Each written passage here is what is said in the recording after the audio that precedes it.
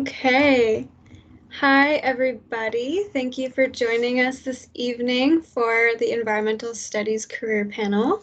We have an amazing group of environmental studies alums or environmental studies centric folks with us. My name is Brittany LeBeau. I use she, her pronouns. I'm the staff advisor for the Rubenstein Student Advisory Board, which is one of two student leadership groups in the Rubenstein School. And Amanda? Hi, my name is Amanda Youngsman. I use she, her pronouns. I am a freshman environmental studies major, and I am on the Rubenstein Student Advisory Board. So welcome. Great. So we're going to kick it right off and get going. We'll start with Kaylin, who will introduce themselves and chat about their college and career. I was hoping to not go first, but here I am. So I'm Cailan O'Leary. I use she, her pronouns. I was an ENVS major at UVM in Rubenstein, and I just graduated last spring, so class of 2021. And I guess with my experience at UVM, I want to talk about things that I wish I did to get you thinking about it. I mean, I was involved a lot in clubs, and something that I wish I did more, which you probably have heard this before, and I even heard it during my undergrad. I don't know why I didn't do it as much, but I wish that I went to office hours more with professors that I'd liked and had a connection with, especially with trying to determine what I want to do with my life, because environmental studies is so broad, and with that, it's nice that you have many options with what you want to do with your career, but also it can be overwhelming with the amount of options that you have. And something that this was out of my control, but my freshman year, 2017, so environmental studies, you used to have to pick a concentration, but they got rid of that. And currently what I'm doing now is I am an Americorps Vista, and I'm currently working at the Office of Transportation for the city of New Orleans. And the ENVS program, they used to have the sustainable transportation concentration, and I wanted to do that, but unfortunately UVM got rid of the concentration, and then Richard Watts, who used to be the lecturer for sustainable transportation in Vermont. For some reason, like with some ENVS classes, you'll see it's listed, but then they can't offer it for whatever reasons that they have. So throughout my undergrad, I just tried loosely picking courses that were somewhat related to that. I would take ecological design, sustainability science, and sorry, I'm like rambling whatever comes to my mind, but I did have some great opportunities in my classes, even though I wouldn't go to office hours. Professors that I'd really like connect with here and there, I found great opportunities. So my sophomore year with sustainability science, when Brendan Fisher was teaching that, I was actually able that summer to go to Colombia in South America, and I was there for a month doing research at a biological reserve institute with another student, and we were working on this data collection with bird eggs that they had collected from all over the world, and we were cataloging the bird egg collection they had. But while there, we got to learn more about the different expeditions that people were going on. Like, they were still going on expeditions and finding new plant species, new mammal species, like small rodents, and it was really great. And another undergrad experience that I had was actually Jack Locker, who's on this call. I went with him, but we did a study abroad for a winter class for ecological design in the Bahamas, and it was place-based, and something I can't recommend that enough. I really like, if you're able to do it, and if money is something that you can't find it, it's not feasible. Rubenstein, I know at least, does have applications where you can apply for financial aid, which I did with that trip too, to help you be able to go on it. And it's something that I tell a lot of people, like my friends that are still at UVM, to try and do. Obviously with COVID, it's hard, but I know as things become more lax, like if you're in the beginning of your college career, that's something to look out for because they have really great opportunities. Like something I missed out on was this Netherlands trip that they had where they were biking around the Netherlands studying water infrastructure there and also bike infrastructure. And like, obviously, if I'm working out an office of transportation, I'm really into sustainable transportation. So they really have all these cool little niche trips that you can do where you can learn more about your interests. And I'll be upfront, like most people, when I was starting to graduate, I was like, what am I going to do with my life? Like, it could feel overwhelming. Like, I was so excited to graduate and be done with school because I know I did not want to go right to grad school. So I really recommend, like, especially towards your senior year, like during that winter break between both semesters, to really start looking for jobs then and really utilizing the UVM's Career Center to help you out with like your resumes and cover letters. And then I know Rubenstein also has like the peer advisory group or something like that, like the Rubenstein Stewards, I forget. But I had friends that did that, and that was really helpful. And so what I ended up doing is I was just looking for Americorps jobs and ended up finding this one. And I would use like the writing center to have them review my application essay and cover letters. And I started thinking about the professors who I wanted to be like my recommendations for that, and letting them know what I was doing and what the job was like so that they could cater the recommendation letter towards like my skills that I could add for this position. And sorry, I'm trying to think. It's kind of hard when you have to like ramble and you don't have specific questions, but I say definitely just like use all the free resources you have at UVM while you have it, because you're paying so much money to go there already. Like, they're really trying to help you find a job utilizing Career Center. And honestly, like, your professors are there as a resource.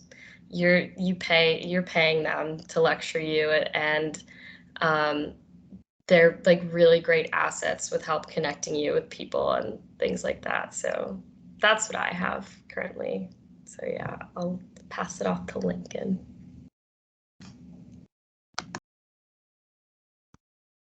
Thanks for going first. Yeah, so I'm Lincoln Frasca, he, him, his, and I graduated in 2015. I was an R1 lab instructor of Brittany's way back. Yeah, I guess my time at UVM, I'll start there. I really tried to take advantage of the field classes. I liked getting out and exploring Vermont. So now, in R1 and Winter Trees with Alicia Daniels, like any classes that could take me outside, I was interested in. So I was an environmental studies major, and at that time we did have the concentrations. I was doing ecology and conservation, and then my minor was parks, rec, and tourism. I was pretty active with the outing club as well then. That was like a pretty big part of my time at UVM. So when I graduated, I was looking really for work in that parks and rec category, and I got a job with Outward Bound in California. And John Abbott, who was the director, he was like directing the outing club back then, he was a reference for me, and he had been an Outward Bound instructor. And if you are familiar or are part of the outing club, a lot of their leadership training is based off of the Outward Bound model. So I was able to get a job out in California, and like drove out, didn't even go to my graduation ceremony. I wish I had though, because I think it would have been a lot of fun. But yeah, I was out west for like 3 or 4 years. The Wild Rockies Field Institute, I think they're still probably in communication and recruiting with UVM. So I did a semester with them as a student, And then I interned with them after my first summer with Outward Bound. So I did the same semester course again, Montana, Foot and Afloat, out west. That was like my first winter after school.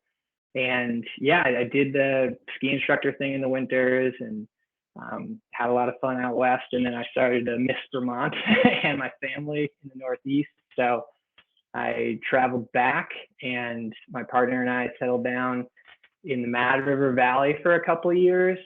I did a season with the Green Mountain Club, caretaking on the Monroe Skyline, the Sugar Bush kind of area, Mad River Glen. That was fantastic. That is an amazing organization. I think if I wanted to be, still living in the tent and in the sleeping bag, I would have stayed with them. But my back was starting to hurt, and I was like, okay, I got to get an indoor job year round, some security. So I started working as a bike mechanic and a ski technician at Onion River Outdoors. That's in Montpelier. Come through Montpelier when you're in Burlington, because there's a bus. It's free. You can come here. You can see the Capitol. It's like a nice weekend thing to do. It's a whole different kind of calmer vibe if you're into that kind of thing. And the gear shop is great. But yeah, Montpelier is a really fun place. I got involved with the community, and I reconnected with Alicia Daniels. I applied for the field naturalist program a couple years ago at UVM. I did not get in, which, it was a bummer, but they only take like 4 people. So if you apply to that program, more power to you. But yeah, it's competitive. So just know that, you got to be setting your sights on that program, I think, well in advance. But it was a blessing in disguise, because I reconnected with Alicia.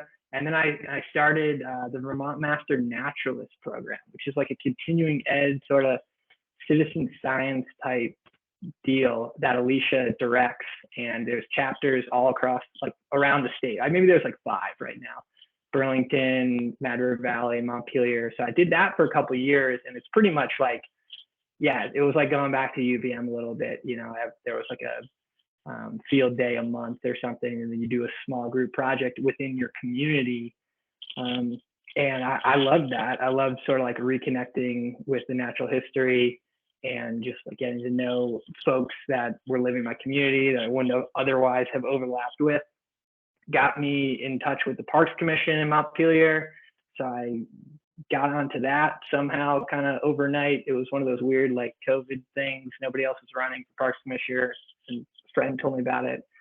And then the next day I was the Parks Commissioner with 4 other people in Montpelier. So that's been great. That has opened my eyes up to sort of the just local government scene. And there's a lot of passionate people who care about their parks here in Montpelier and across the state. And it's really awesome to be working with them. Mountain biking is huge in and around the city. Skiing is huge in and around the city. So dogs are huge in and around the city. So there's a lot of different user groups. If Parks, Rec, and Tourism is your interest, a Parks Commission could be a good, it's a volunteer thing, but it's a good way to stay connected. And most recently, like last week, I got a part-time job with Vermont Fish and Wildlife as a conservation planning specialist. So that was a huge win, because most state jobs do require a master's degree in the environmental studies world. So know that. And it's competitive in Vermont. It wasn't the first state kind of part-time intern. It's not an internship, but I applied to a few different state jobs in the last few years. Didn't hear anything back, but don't get discouraged. I think it's a matter of being in the place that you want to work and live. I moved around so much that, it took me like, I've been back in Vermont for 3 or 4 years, but it took that long to kind of, even reconnect. I'd already been here for 4 years, but reconnect, network, get some strong references that live around the area, know the people that you're, looking to work with. And then, I think that's really what allowed me to get this position. So next month I'll start that part-time, and I'll be working with commissions and boards around the state to plan conservation projects and how help towns become more sustainable as we're moving into the global warming future. Not to end on a dull note there, but that's pretty much been my life here. So I'm gonna pass it to whoever's next, and look forward to any questions people have about the confusing story you just told. Thank you. Thank you, Lincoln and Kaylin. Brittany, do you want to share your path now too? Okay. Yeah, I'd love to. So yeah, once upon a time, I was an environmental studies student in the Rubenstein School myself. I graduated in 2017, and I not only had the environmental studies degree, but I had 2 minors in soil science and geography because I just loved ecology. And I also had the concentration of ecology and conservation, as Lincoln did. In college, what kind of convinced me or helped me make the decision to be an ecology and conservation environmental studies student was actually PSS 161, the Fundamentals of Soil Science class, which is not a requirement for environmental studies students, but it could count towards a natural science lab. Just thinking of your breath requirements here. And I just loved like learning about soil and like coloring it and texturizing it, and just I don't know, I love working with my hands, so to be able to come to conclusions by looking at something in my hands that was once in the ground and making the connection between the soil and the water and the land and the plants and the animals was just exactly the knowledge set that I wanted to have and grow and practice. So definitely took a very, very hard sciences, environmental studies route, I would say. I still took chemistry, still took biology, GIS, which turned out to be completely invaluable. I highly recommend if you are thinking of going in a more ecological route to take at least one class in GIS and get the base knowledge. Other things I was a part of, I was a student advisory board member when I was in school, and I was the chairman of that organization for 3 years of my 4 undergrad years. I was also an eco rep, which I absolutely loved, and pretty active in the outing club, as a lot of ecological conservation folks were back then. We kind of all stuck together. And yeah, when I graduated, I had been searching feverishly for jobs and using the Career Center and getting help from the career counseling folks right there in Rubenstein. And really nothing was popping up that I was either qualified for or that that sounded good. That sounded like something I would want to do. So I ended up continuing my job as a barista, which I had as a part-time job through college, for about 9 months before I saw an opportunity as an ecologist with a small engineering consulting firm here in Vermont.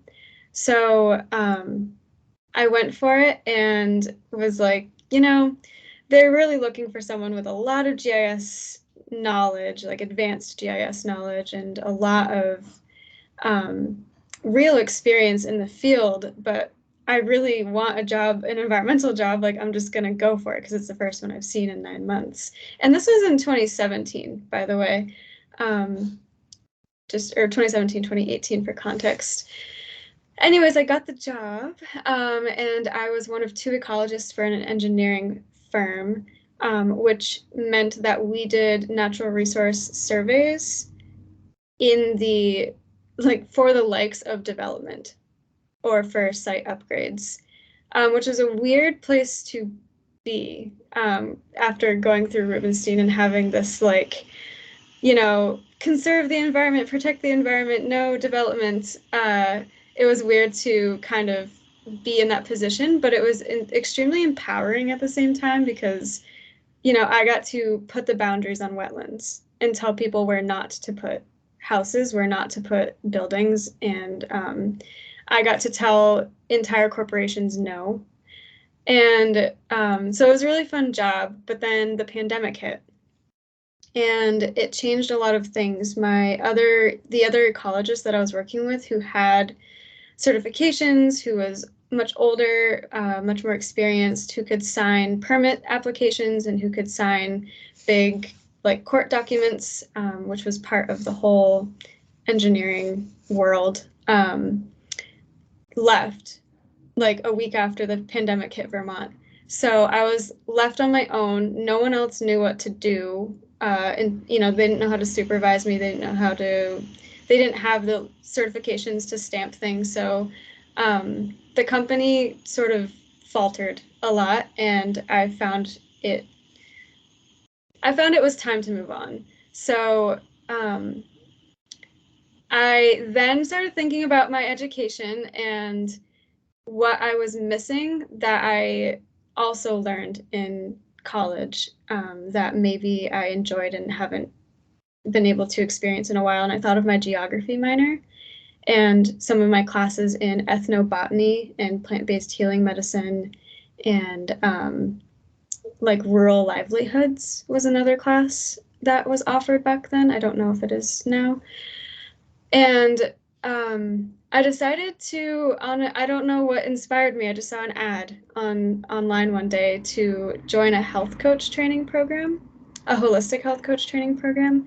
So I did that for 6 months while still working at the ecology job, but it was in the winter when it was a bit slower. And I became a holistic health coach. So I'm certified in that now. And when I got that certification, I was like, okay, I need to find something more geared towards that, towards serving people and helping people. And eventually I will merge ecology with wellness. And I just, I need to get out of this singular job that I'm in.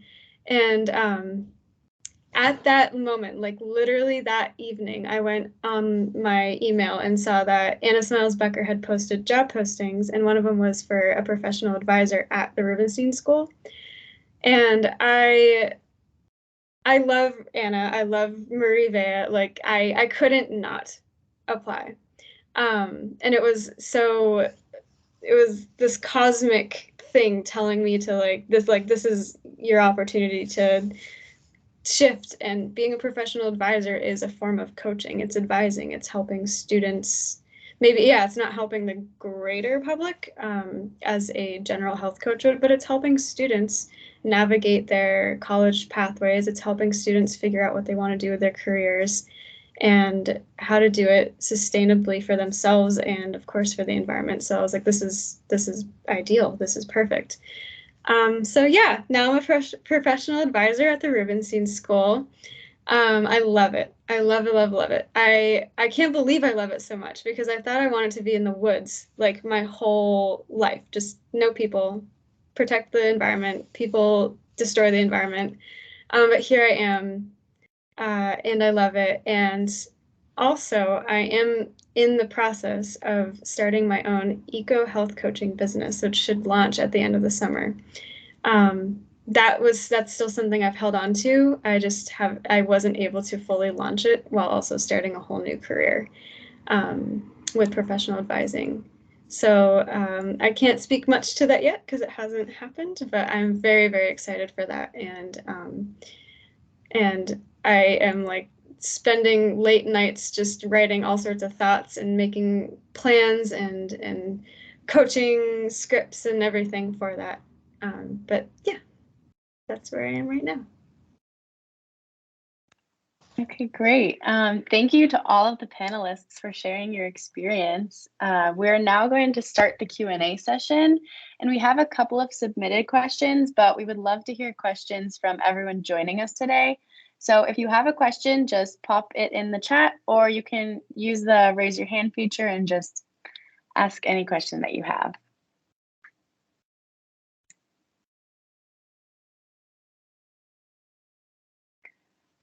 While we wait for those, I can ask a question that we do have.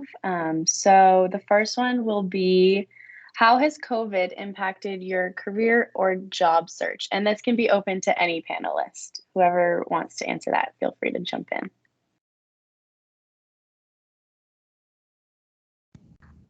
I guess I can start, but since I recently graduated and I was looking for jobs, well, where I'm at now, COVID has impacted. So again, I'm a Vista at City Hall for New Orleans, and I work in the mayor's office of transportation. And a lot of that is dealing with policy and coordinating with other city agencies. And COVID has impacted us a lot because of mask mandates and transportation, and also not just COVID, but also like natural disasters. I mean, recently there was a tornado that struck through New Orleans, and it specifically hit the lower Ninth Ward in Arabia, Louisiana, really hard, and sort of like gearing resources around that and sort of aftermath. And then also, this was just before I moved here, but Hurricane Ida had hit New Orleans in end of August, early September, and that was a Category 4 hurricane. And that really shifted everything because you're dealing with COVID, but also a natural disaster. And what do you do in the aftermath? How do you run the city efficiently? And I know what my office had to do is they were coordinating a lot of efforts like with Uber and getting subsidizing transportation for people and trying to restore like working with Entergy and restoring electric lines and making sure that people have shelters to sort of charge their phones, because also it's really hot in Louisiana. It's on a swamp. So it was around like people had no electricity, and it was 90 to like 100 degrees with humidity. So really coordinating efforts to make sure there's cooling centers and places where people can stay in contact. But that doesn't necessarily do with COVID impacting my job search, but that's how it impacted my job. But when I was searching for jobs, I was kind of looking for something where I could be remote because it was still kind of scary. I didn't want to catch COVID. Unfortunately, eventually I did. But it's really nice because my job now, like it gave me a hybrid option where I can work in person or in at home. So I would say definitely things are a lot more virtual and flexible if you need it to be. Great. Thank you for sharing. That was very interesting. So we do have some questions in the chat now. I can read one of them, and if anyone just wants to hop in again, that'd be great. So it says, did you all engage in any internships and or study abroad? And how accessible are those opportunities for environmental studies majors / what kinds of things do environmental study majors usually do?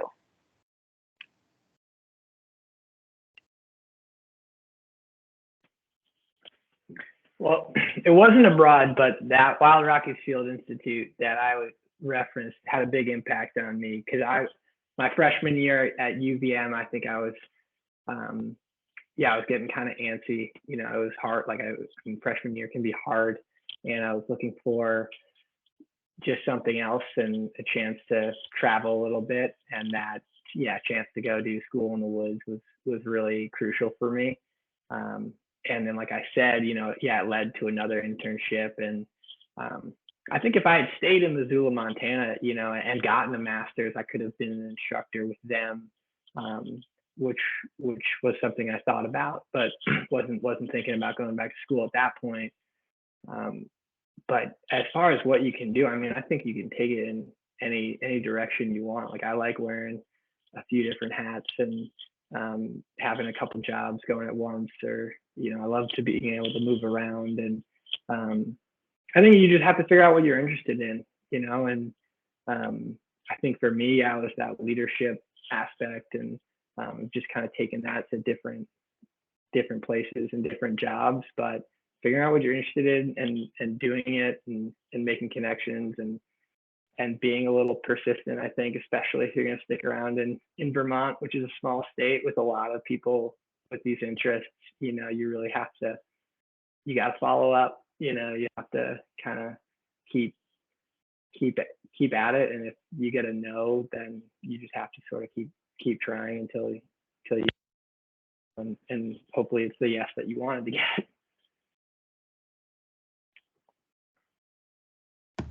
Yeah, Great. so for me, oh, sorry, I was going to answer Go the ahead. Go question. ahead. But I had quite a few internships that I was lucky to have during my undergrad. So my junior year, I was actually an invasive pest research assistant in the plant and soil science department. So I was helping out some grad students working with the Colorado potato beetle. And I just like help them in the lab performing daily maintenance tasks. And whenever they are running like experiments, I would help out with that as well. And then my senior year, I realized after that internship, I didn't really want to be in a lab. So I interned with 350 Vermont and I was a mobilization intern. And with them, I helped do education work. So I helped create workshops. Like I taught Vermont high school students about community organizing, and I planned and facilitated a panel discussion about food sovereignty in Vermont. And that sort of got me more interested in like the nonprofit world through that internship. And then, like I mentioned before, this was both an internship and study abroad, where I was in Colombia, like summer of my sophomore year to junior year for a month, where I was working at that Biological Reserve Institute, working with this bird egg collection. And then we also went out in the field one day and collected bird sounds at this nature reserve to see what species were there. So that was really awesome. And honestly, like these opportunities were really accessible for me. Like I would go to Bittersweet a lot, and I used to talk with Kathy, who used to work at the front desk, and now someone else is working there. But really, just asking your professors if they need any help with research or whatnot. And then I used to look at the UVM like job board thing that they used to have, and that's how I found most of my internships.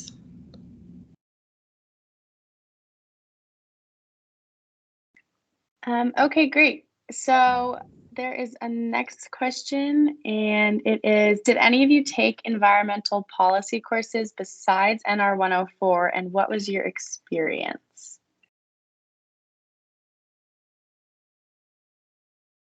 I took a sophomore year in an environmental policy and media literacy class with Trish O'Kane, which was it was really awesome. It was a lot of reading the news though and doing weekly news quizzes, but she did teach us about different environmental movements and her specific experience when she was living in Nicaragua and sort of doing international environmental policy with that. But I believe she's on sabbatical this year, so that that course might not be offered until next year.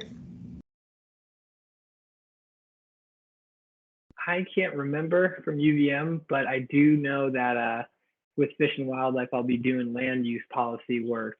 And I think I'm excited about that because it's sort of the intersection of the science and people. And I think that's why originally I wanted to do environmental studies actually over maybe environmental science, because it seemed like a little bit more about the interactions and relationships between, you know, the natural world, but also the people who are living in it, and how do you make decisions around land use and planning.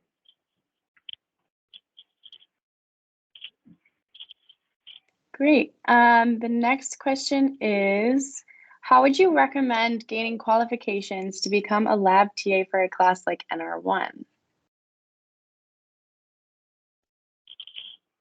Gaining qualifications. I did a good job as a student in NR1, and I put effort into my application. With Walter Pullman, I imagine he's still doing NR1, right? He's got to. Nobody else could, like he can. And I think I was doing just like a lot of extracurricular stuff that I had time for at school. But I mean, I think also probably some of the stuff, I was a camp counselor for a long time. And I think just they're looking for people with some leadership experience, and somehow I got in. I didn't feel like I had maybe some of the science backgrounds with the other TAs, but I got rehired, so I did okay. And I mean, Brittany's doing great, so I'll take a little bit of credit maybe for that one class. But yeah, sorry, my memory's failing me a little bit. That's okay. Thank you for sharing that. I can move on to the next question because it seems like a lot of people want to know the answer to this. Do you think that the Bachelors of Science in Environmental Studies has posed advantages in the job search process as opposed to the BA and ENVS? I can answer that a little. So I have a BS, so I don't have the BA side to know on the ground what that experience is like, but it all depends on what you want to do with your environmental studies degree. I mean, like what Lincoln mentioned, it's sort of an interaction or a intersection of human environment systems. So are you going towards something that's more human-centric or something that's more environmental or science-centric?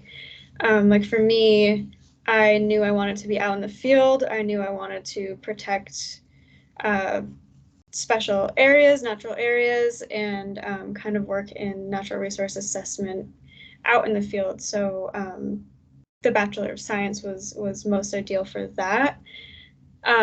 But for something like environmental education, or if you want to go more into environmental policy, I would think that a BA would be more geared towards that. I don't know if anyone else has a better answer, can build on what I just started.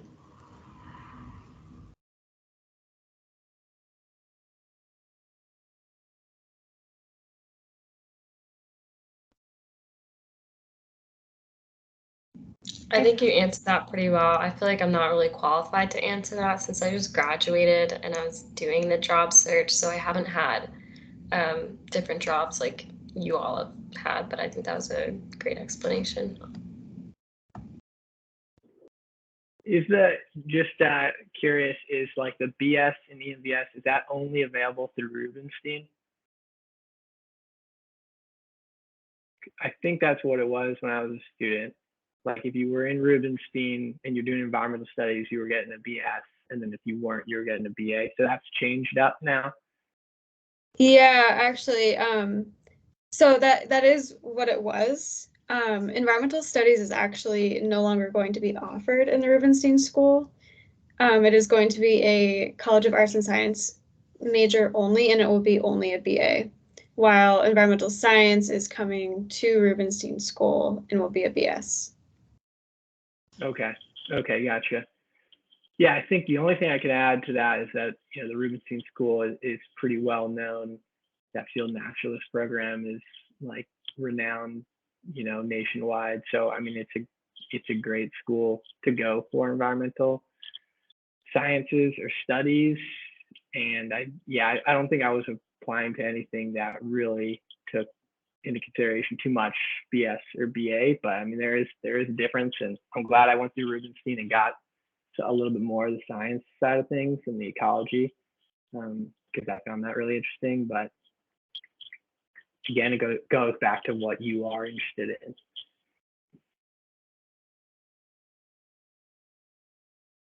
So we actually have another panelist here. Gabby, if you would like to turn on your camera, that'd be great, and just share, that would be great. Thank you. Yes, sorry. Honestly, I was just loving listening and I got caught up in the pool of people without cameras on, so it's my bad. I don't need to do a whole spiel because we only have 20 minutes left, but I think just listening to what everyone else said and the questions I saw, one thing was probably my most favorite thing of college was I went abroad in Copenhagen through DIS, which is the Danish Institute of Study Abroad. And I did Sustainable Development in Northern Europe core course. I think that's a really, really good abroad option for folks in Rubenstein that are ENVS majors. It was March 2020, so I only got 2 months out of it because Mr. Trump decided to send us home. But prior to that, it was probably my highlight of college. But yeah, I'll just give an intro on just what I do. I work for Eversource, which is a utility in Connecticut, New Hampshire, and Mass. And I'm doing active demand response work, which is kind of a new method to relieving stress on the grid. So basically, in like a very general description, we pay customers to use less energy during peak times of demand. And so just like load curtailment stuff. So that's been really cool. And yeah, I think that's good enough. Thank you so much for sharing. I can go back to questions in the chat because it seems like there's a couple more, if that's good with the panelists. So what advice do you have for people still trying to decide which direction they want to take in their ENVS careers?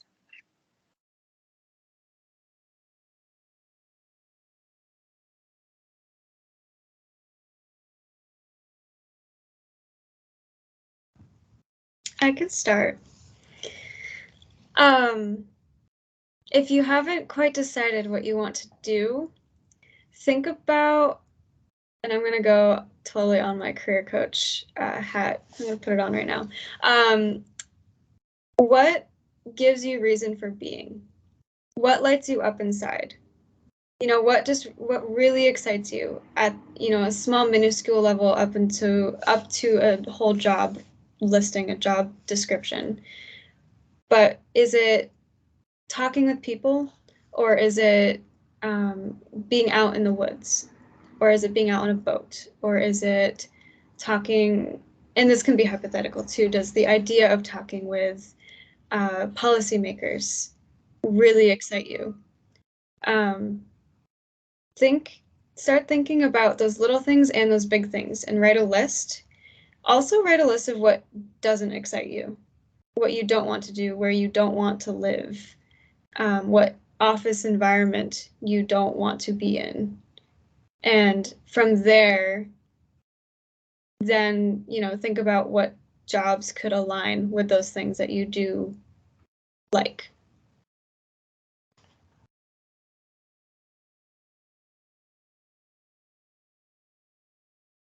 I think that was a really good answer. I think I skipped one. Do you believe the generality of the environmental studies major helped or hurt you in the job search process compared to a more specific major? Did I ask that, or does anyone want to hop on?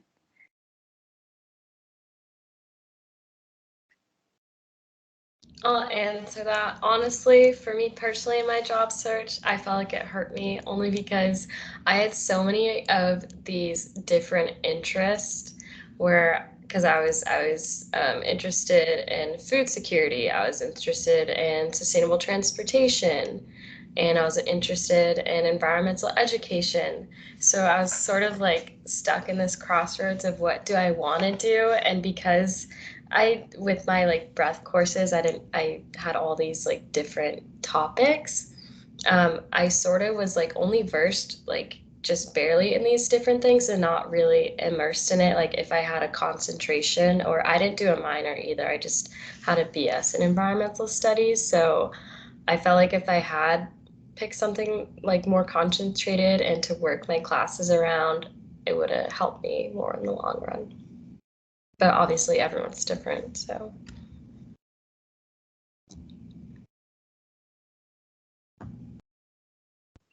Does anyone else have any thoughts on that, or do you want me to move on to the next question? Good. Okay. Brittany, this one's for you. You said you minored in geography. Do you know of anything cool and geog related so someone could do with a degree in that? Yeah. So I'm sure that you've sort of wondered what the difference between environmental studies and geography is, given that both kind of look at that human environment intersection. But with geography, again, you can go in a more sciencey route or a more human-centered route. Some cool things. I'm just going to think of specific job examples of either friends or colleagues or folks that I've met on career panels once upon a time and what they do. So I know one person who works in the inner city, New York City. I don't know specifically where at this point. It was a while ago, but I'm pretty sure they still have this job.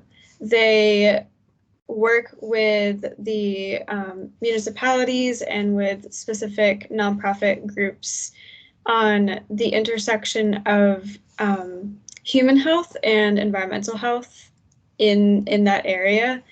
And they make all sorts of really cool maps and to show to lawmakers and policymakers and to the mayors to show them that, you know, the living conditions that they're in are absolutely unacceptable, and it's directly connected to the environmental health. And in a lot of ways, the only way to improve their health is to improve their environment's health that surrounds them. So that's one very specific route, but you know, you can take that example and think of it in all sorts of different ways. But a little bit of GIS, a lot of connecting with different groups, and a lot of analyzing the health of an environment system within an urban area. Another geography pathway could be, sorry, I'm trying to think exactly of some good ones here. It could be being part of a research group and researching something very specific, whether it be geology related or looking at rural communities and how they're adjusting to the pandemic, or how they're adjusting to climate change, what that intersection might look like, mixed pandemic with climate change, and what effect does it have on like a maple sugaring community in rural Vermont. It's also a geography major could be looking more globally and sort of seeing where there could be more interaction between various groups internationally to come to a one sustainability goal that multiple countries or regions have in common. I hope that I answered that okay. I can keep rambling, but I'll stop there. Thank you. We have one more question, but we have a little bit more time. So if anyone else has any questions, just pop them in the chat and we will continue to answer them. So if anybody feels comfortable sharing, the next question is, what was your starting salary after graduation? If anyone wants to share that, I can move on to the next question if not.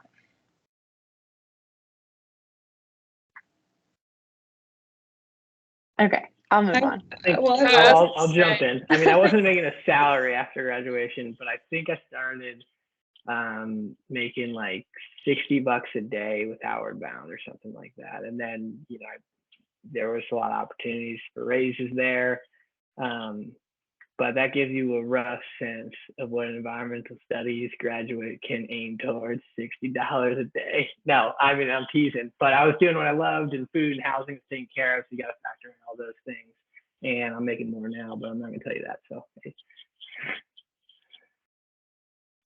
Yeah, I was going to say, so in Americorps, I'm in Americorps Vista, and the whole thing about Americorps is that you're trying to help eradicate poverty in the United States. So you get a monthly stipend, and it's your basic, since the goal is to eradicate poverty, you're also living on the poverty line as well. So like my stipend, it depends where you are in the US, but it's like $1,500 a month. So you gotta know how to ball on a budget if you want to do Americorps. But honestly, it is really nice because it's getting me in this position in City Hall, which I know I definitely would not have gotten right out of college, and it's really helpful with networking and making connections. So yeah. Cool. Thank you. The next question is there anything you wish you knew about the capstone before you started?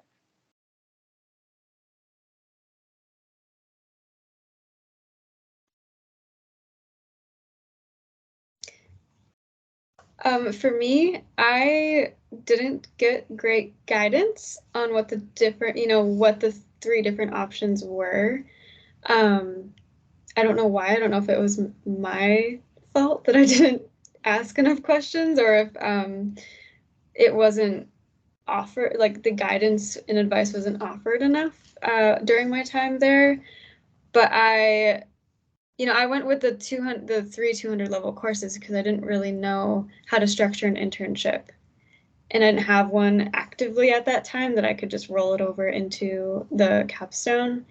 And same with the thesis. I wasn't actively working on anything and I didn't know how to get it started and I didn't know the right, like how to go about it. And so I wish I knew more about the capstones before I started the capstones.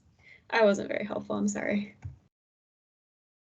I will say, I think knowing that like a few years prior, it would be helpful if I had known that an internship was even an option to begin with, because I luckily was able to pull together a virtual internship for my capstone. And I think it was helpful for me in terms of once I was a 2021 grad myself. So when I graduated this past May and then started my job that I'm currently in September, that transition from being fully a student to fully a young professional. I don't know if that's an annoying term. Whatever employee.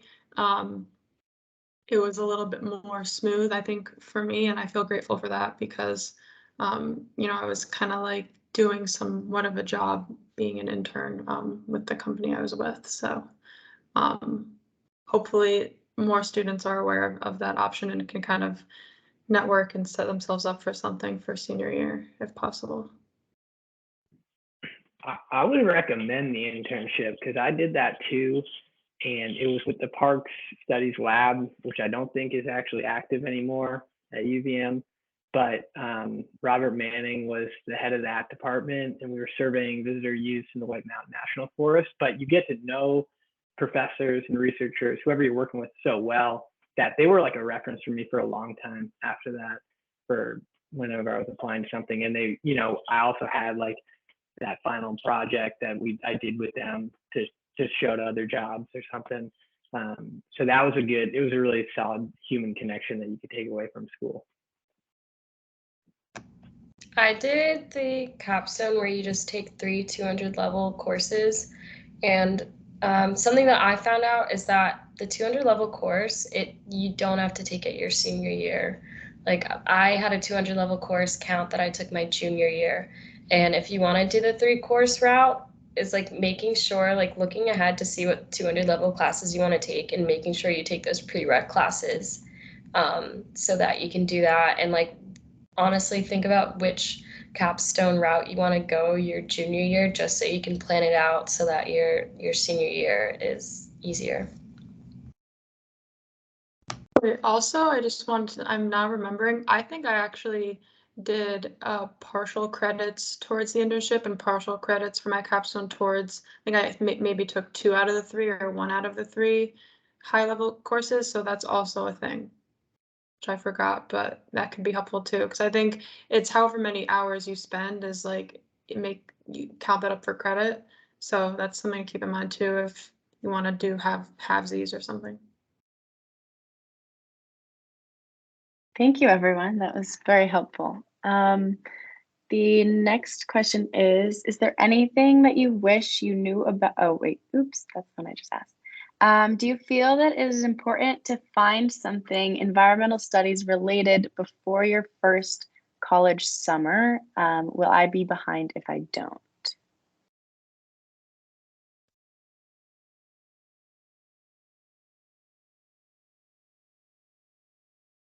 I can go for this one. I would say finding something isn't, I mean, you're never behind. It's all subjective to your own journey or whatever. But I will say at least like starting to learn how to job search and how to like, if not finding something and if not even, if whether you do or don't, even if you don't have the intention of really going forward and finding something, at least just learning how to job search, and like looking online to see what's around. Like what I did for a while is I took a class, I think it was CDAE course, and we learned a lot about B corporations and like companies that prioritize the triple bottom line, I guess. And so I spent a lot of time on the B Corp website, which could be a good starting point for some of you guys to job search, because a lot of those companies have are mission driven and their employees are very important to them as well as the environment, XYZ. So like a website like that's a fun place to start, and it's interesting to see what's out there, like what type of companies are out there.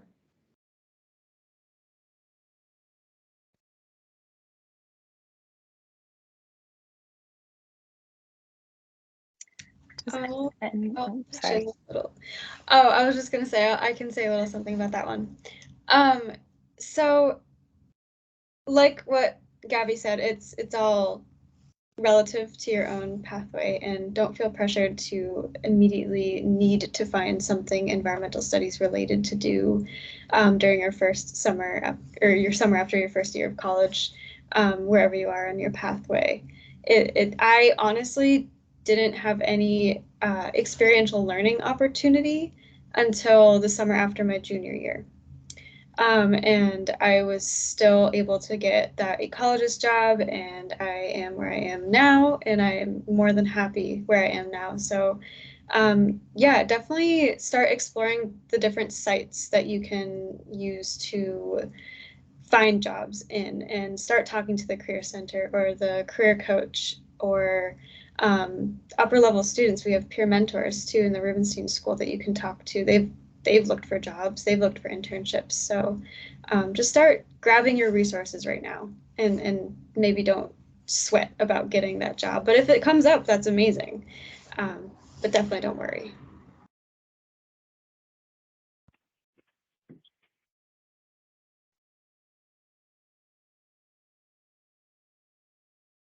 Does anyone else want to share on that? If not, that looks like it's our last question. But we are near 7:30 if we want to start wrapping up. Anyone else want to share? Is the UVM lands program still around? I am not sure. I don't know. It was like a landscape analysis. It was a summer internship that I think was through the plant biology department. But I would say look that up, because it was like UVM and the SCA, and it was a summer internship that I got a lot out of. We did a lot of survey work statewide. It was like being on a trail crew, and you got to work on real projects across the state. So there's stuff like that. If that's not still there, I'm sure something is, because that was a really good program. I will say one more thing. If you don't find something out there during the summer, during the school year, you can also create a lot of opportunities for yourself through undergrad research that maybe isn't even like a thing yet. Like, so I'll say for myself, what I did is I actually just looked around town and saw different places that like could be anywhere relevant to somebody who's interested in ENVS. And so I ended up coining it like with my advisor as undergrad research, so I could do it for credit. And so it kind of counted as a class, but it was basically like an internship. And I did sustainability education at the King Street Center. And I bet they're still looking for folks to work with them. So maybe that's something to look into. King Street Center is in downtown Burlington. Great, thank you for sharing. If you have any more questions, also there was something in the chat about summer internships, if anyone is wondering about that. Does anyone else have any more questions? If not, we could wrap up, or if there's anything else anyone wants to share as a last thing, you could go ahead.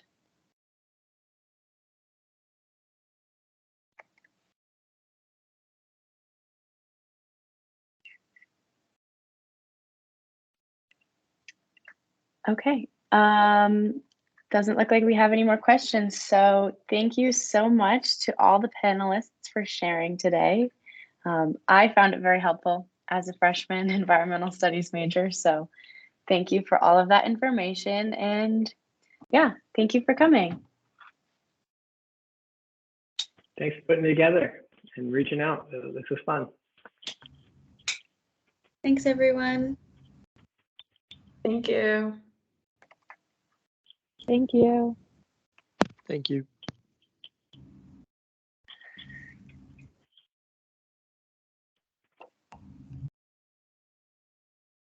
Good job, Amanda. Oh, that was stressful. Okay, I'm gonna turn it, hold on.